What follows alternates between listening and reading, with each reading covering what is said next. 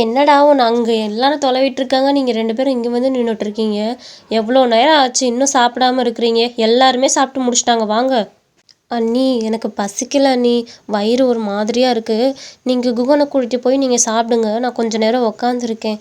வயிறு காலையிலேருந்து ஒரு மாதிரியாகவே இருக்கு அண்ணி, நீங்கள் போய் சாப்பிடுங்க. அக்கா அப்போ நானும் பிரியா கூடயே வரேன், எனக்கும் பசிக்கல. பிரியா பாத்தியா, நீ வரலைன்னா அவனும் வரமாட்டான். வர வர உன் பேச்சை தான் அவன் கேட்பான். நீ சாப்பிட்லேன்னா அவனுக்கும் சாப்பாடு உள்ளே இறங்காது. நீ வந்தாதான் அவனும் சாப்பிடுவான். அவனுக்காகவாது கொஞ்சம் வந்து சாப்பிடேன். இவனை பற்றி எனக்கு தெரியாதா? ஒரு நேரம் சாப்பாடு இல்லைன்னா அந்த பசியை கூட என்னால் தாங்க முடியாது. இப்போ இவ்வளோ நேரம் சாப்பிடாம இருக்கிறதே பெரிய விஷயம். சாப்பிட்லைன்னா இவனுக்கு எப்படி கோவம் வரும் தெரியுமா?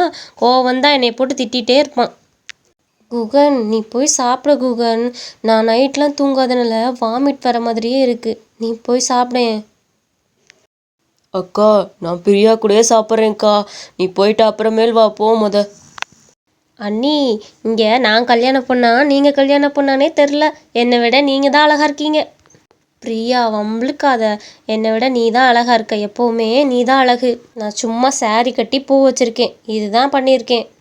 என்னானாலும் உங்கள் அழகுக்கு என்னால் ஈடு கொடுக்க முடியுமா நீ?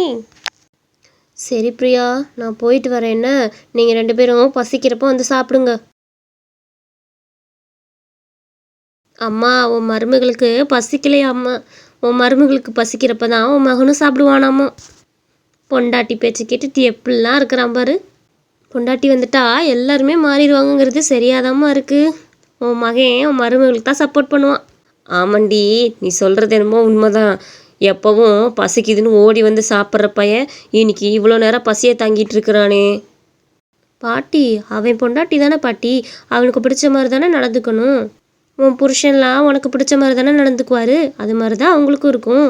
உனக்கு பிடிக்காததை உன் புருஷன் பண்ணால் நீ எவ்வளோ கோவப்படுவ எனக்கு நல்லா தெரியும். நீ உன்னோட மாமியார்கிட்ட சண்டை போடுவேன்னு அம்மா சொல்லியிருக்கிறாங்க.